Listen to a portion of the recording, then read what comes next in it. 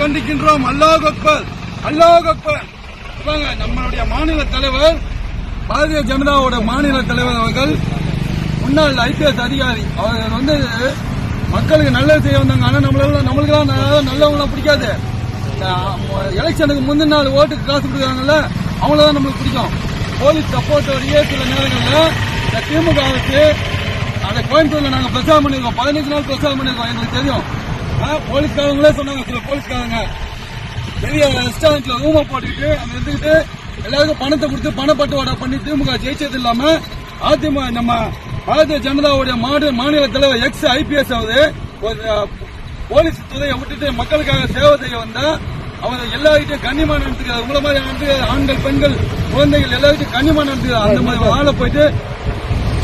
மாதிரி வாழை போய் ஆடை வெட்டி நீங்க பண்றீங்க. அது ஆட்டுக்குட்டியில வராது, சிங்கக்குட்டி.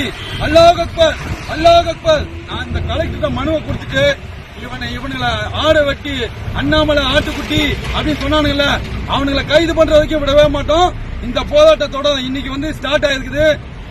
இனி வரும் காலங்களில் மாற்றுத்திறனாளிகளை வச்சோம், பெண்களை வச்சோம், முதியோர்களை வச்சோம். இதே செங்கல்பட்டு கலெக்டர் ஆபீஸ்ல நாங்க வந்து கண்டிப்பா செங்கல்பட்டு கலெக்டர் ஆபீஸ் பண்ணல, நாடு முழுவதும் அண்ணாமலை அவர்களுக்கு ஆதரவாக நாங்கள் ஆர்ப்பாட்டத்தை கண்டிப்பாக வெடிக்க செய்வோம். ஆனா நாங்க ஜனநாயக கடமையை தான் ஆட்டுவோம். அந்த மாதிரி மற்றவங்க மாதிரி கல்ல விட்டு அந்த மாதிரி எல்லாம் பண்ண மாட்டோம்.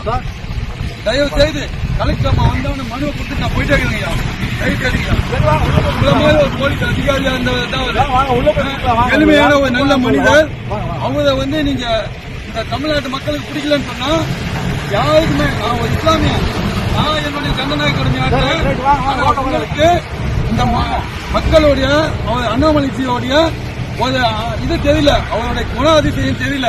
பணம் கொடுக்கறவன் இன்னைக்கு முக்கியமாயிட்டான்.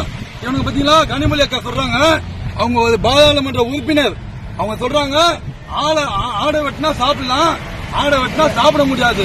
இதுதான் ஒரு பாராளுமன்ற பேச்சா?